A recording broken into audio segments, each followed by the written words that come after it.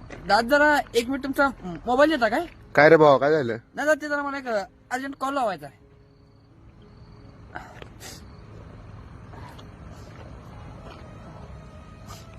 Hello.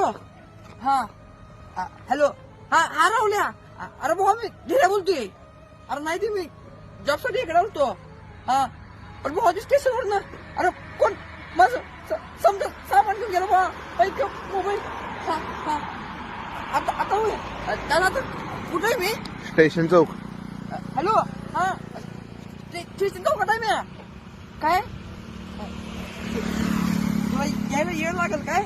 बर बर. हा हळू ये भावा. हा आठवून ये का भावा?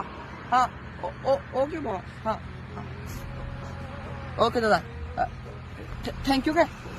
एक मिनिट भावा, तू काय खाल्लास काय?